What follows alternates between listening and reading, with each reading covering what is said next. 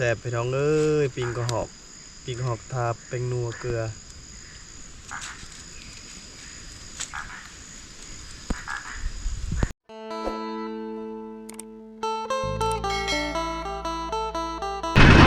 สบายดีพ่อแม่พี่น้องสบายดีเบิดสุขุชนพี่น้องเอ้ย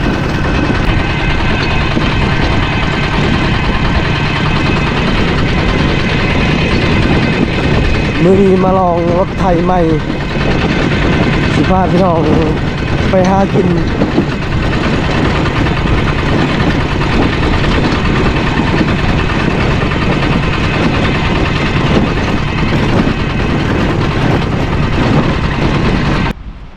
มื้อนี้ไปหากิน2 คนพี่น้องเอ้ย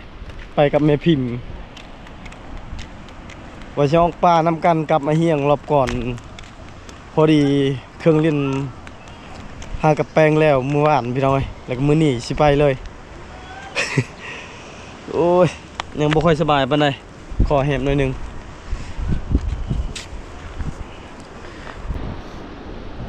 ไอเฮียงกลับแล้วเฮาไป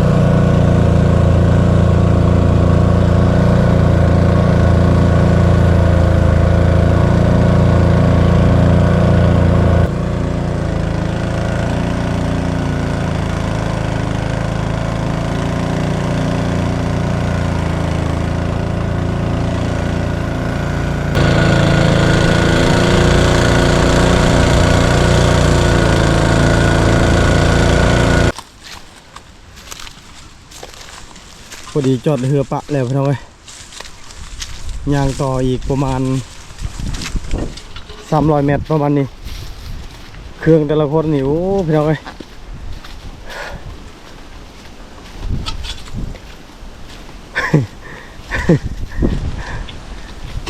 ลมนอนนี่พิมพ์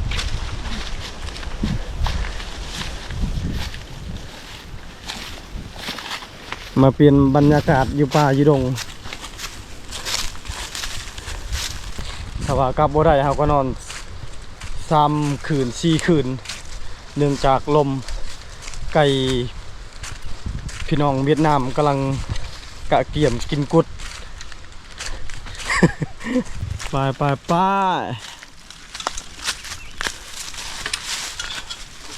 มากับเมพิมพ์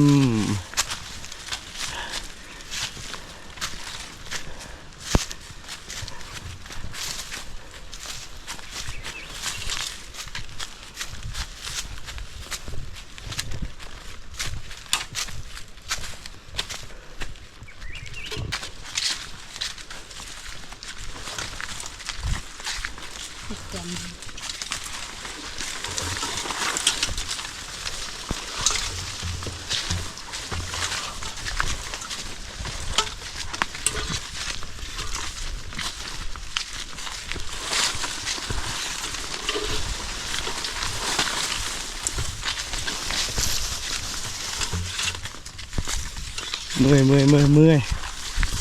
พากันซองผู้มีญาณขี่เหือพี่น้องเลยลม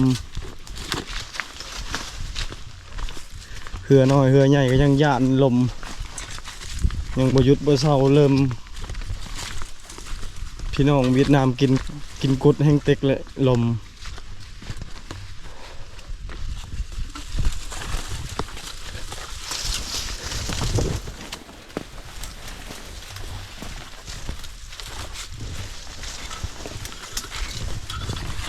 หาบอนนอนหาบอนที่พักแล้วทุกคนพอดีพาวสิไปรัดแรงที่ออกไปดักยิงนกกับกระหอกเพราะว่ามารอบปอนกับไอเติงในพันเนือนนะยิงเห็น3เทื่อยิงแล้วบ่ถึกพอดีไอเฮียงเพิ่นขึ้นมาเพิ่นม่านอยู่ได้กระหอกได้นกแต่ว่าเฮาสิขึ้นรอบที่3อีกเพราะว่าไอเฮียงรอบที่2ก็คือมื้อนี้เฮาสิมารอบที่3ถ้าว่าเป็นไปได้นี่อยากได้ก็คือเห็นคำว่าม่านพี่น้องเอ้ยบ่ได้ก็ บ่ว่ากันหาอยู่หากินแบบนี้แหละมากับผู้สาวคนงามเป็นได้ขี้เหือพี่พิมพ์ ยาน ยาน ลมแหง กินฮอดผู้บ่าวเก่าแล้วเนาะ ยาน ยานลาย เห็นเจ้าบ่ได้เลือกคนอื่นเลือกอ้ายพากันขี้เหือ ไทยหู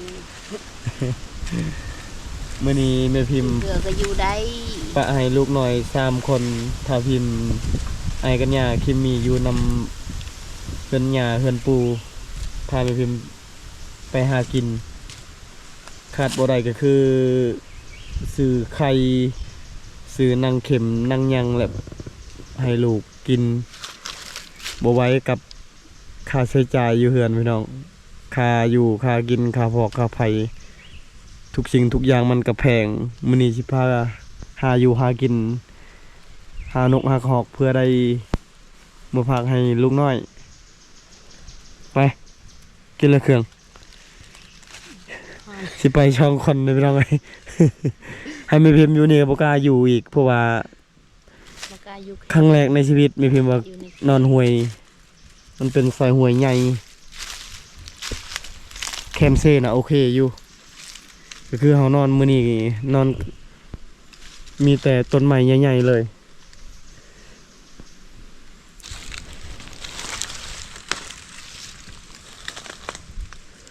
ลมแหงพี่น้องเอ้ยบ่เห็นนกเป่าบ่เห็นคอก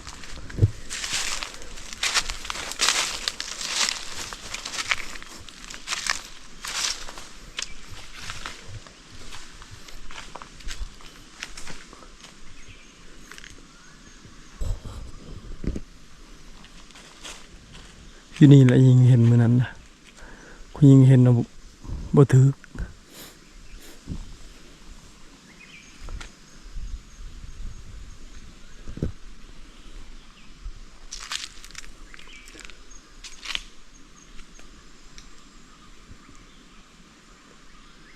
มังหายยังดกอยู่เลยมังหายยังทันได้หมด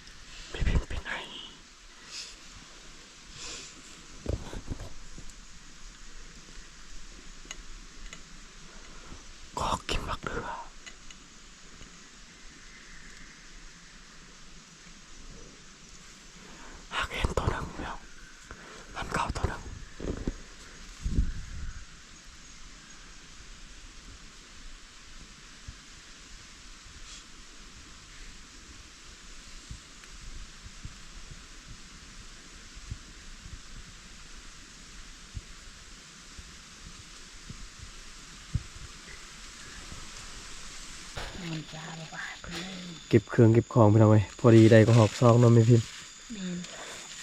ถ้าเกือบ3 ชั่วโมง4 ชั่วโมงแล้ว เห็นยังบ่เข้าพี่น้องเอ้ยมักเดือ ดีใจเลย ยิงก็หอกกินมักเดือไปกลับ มีอาหารกินแล้ว รอกลับอีกทุกคนเลยการเบิ่งเห็นอมต้นบางไฮอีกเด้เฮาอยู่นี่นะยันมันบ่เข้าแล้วเลยไปดักยิงเห็นมื้อนั้นน่ะยิงบ่ถึกและมื้อนี้สิไปอยู่หันอีกประมาณ1 ชั่วโมง 2 ชั่วโมงการเห็นบ่ได้เห็นเลยพี่น้องเอ้ยเสิได้บางไฮรอบก่อนน่ะเห็นอยู่เด้แล้วก็ได้ยิงบ่ถึกหาก็ลงมา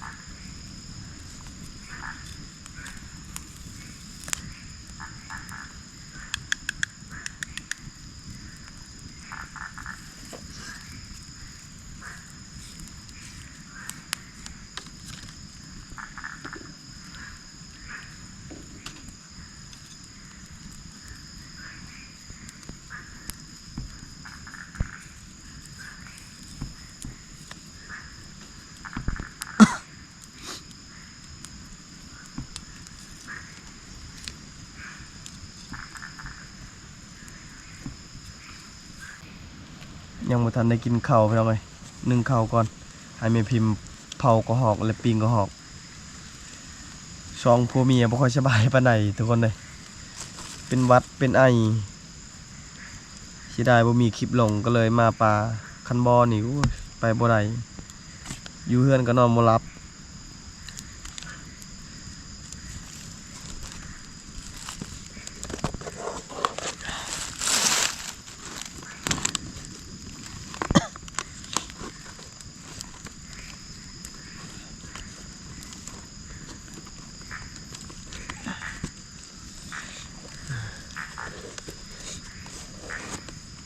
มีผู้สาวมานำมื้อนี้ผู้สาวเผากระหอก มัน มานมือแรกนะมานโหลด ผู้สาวเทามาแล้วมีมัน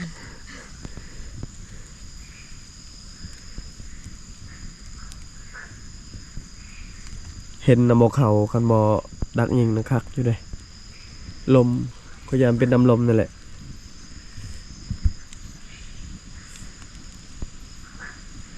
บ่ได้ต้มน้ำหอนเนาะต้มน้ำหอนนะใครอยู่เด้เดี๋ยวตัดกระบังอยู่นะ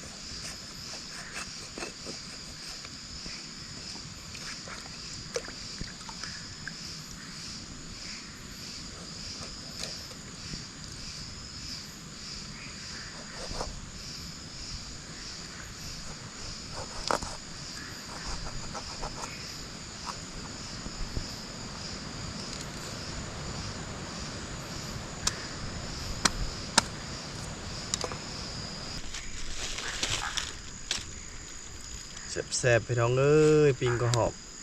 บทาเป็นนัวเกลือ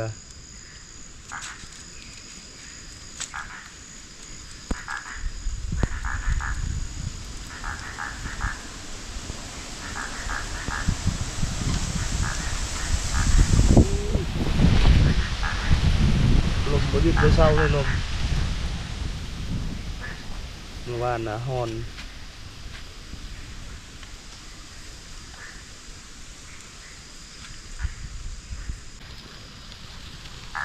ขนาดยำนาวแก้มแดงมีพิมพ์ แดงหลังไผ่ ซัมยูกรรมซัมได้ลูกใหม่ๆอยู่ไผ่ปีกระหอกทองโต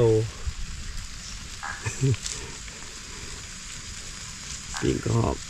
แซ่บๆทุกคนเอ้ย ตัวนึงเอาไว้กินอยู่อื่น หมื่น อื่น คันมันได้กินนก หากินสัตว์น้อยก่อน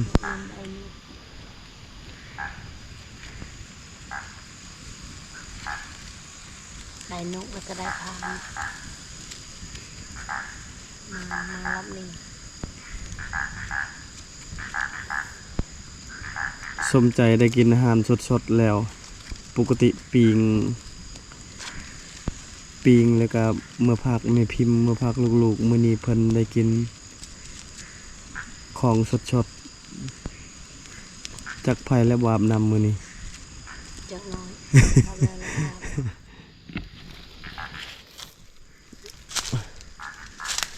เสร็จบอนนอนแล้ว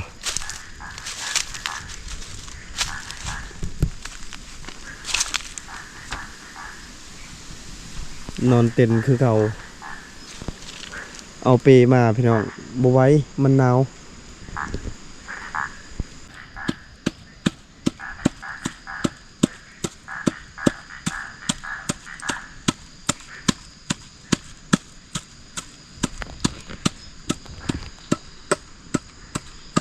9:03แล้วยังบ่ทันได้กินข้าวแรงข้าวหากระสุกใหม่ๆข้าวฮ้อนๆปิงกระหอกฮ้อนๆน้ำดื่มน้ำกินเด้อไปพิมพ์กินดีๆโลดจังหน่อยหลุดน้ำหนักอยู่กินข้าวตลอดบริเวณ มาเด้อพ่อแม่พี่น้องกินข้าวนำแม่พิมพ์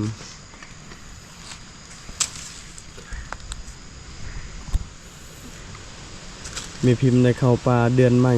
ปีใหม่ข้าวก้อนห่อนตัวนี้เครื่องในก็หอบต้มแจวปิงก็หอบ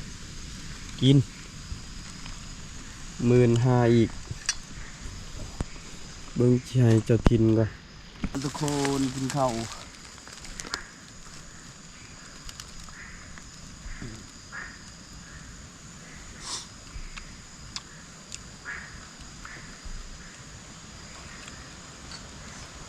มาเด้อพี่น้องกินข้าวนำกัน กินข้าวกินข้าว ไปกิน เบิ่ง ปิ้ สุ ง พ กระ ร หอบ ให้เมียกินก่อนเอ้ากินรสชาติหอก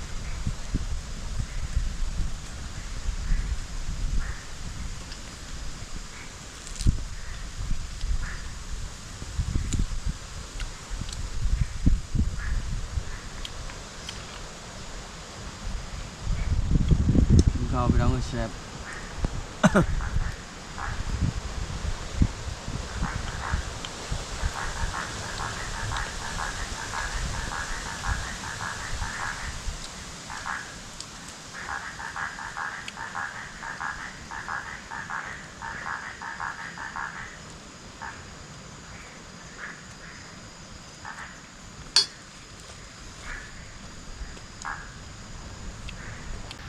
กินข้าวทุกคนเอ้ยกินข้าวนำแม่พิมพ์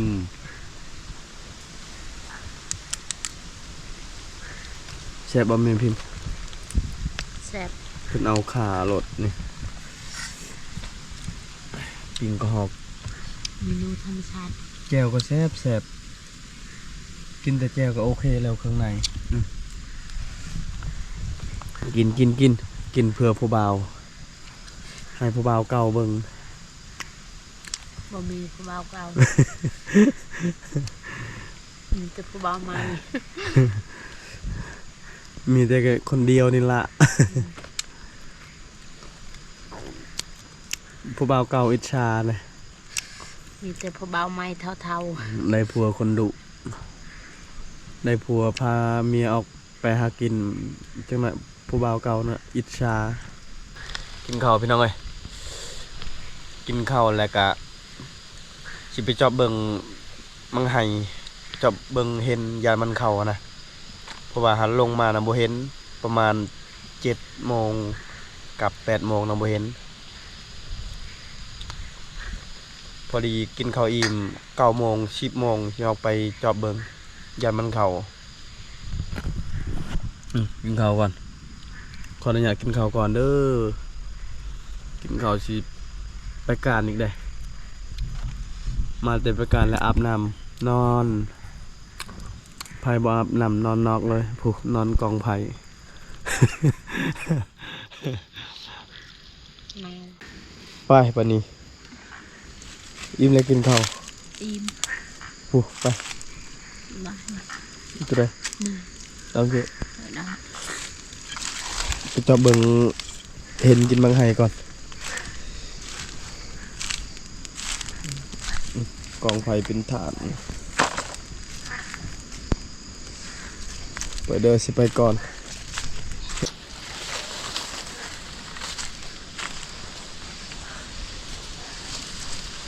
กินแล้วแล้วไปต่อ กินข้าวไปต่อ กินข้าวแล้ว ไปหาอีเห็นก่อน เห็นอม เห็นออม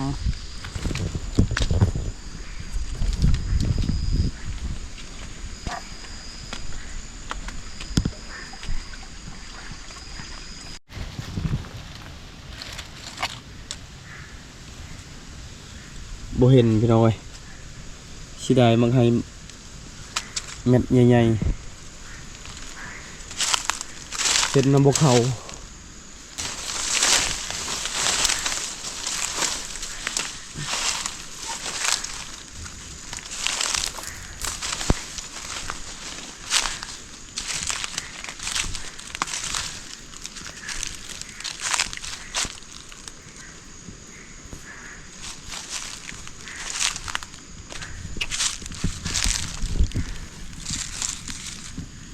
สิได้เห็นบ่เข้าทุกคนเลยการเห็นการบางนาบ่เข้าเห็นกับบ่เข้าทุกคนพอดีมีแต่พักผ่อนตอนเช้ามื้ออื่นสิพากันแม่พิมพ์ไปดักหิ่งต้นมะไห้บ่อนเคยได้นกกับได้กระหอก ท ถ้าว่ายังนี่ซ้ำสิเอานกมื่นยันบางไห้น้ำหมดหาอาบน้ำก่อนทุกคนเลยก่อนอื่นขอบใจพ่อแม่พี่น้องทุกคนขอให้สุขภาพเข้มแข็งปีใหม่นี้ขอให้ร่ำให้รวย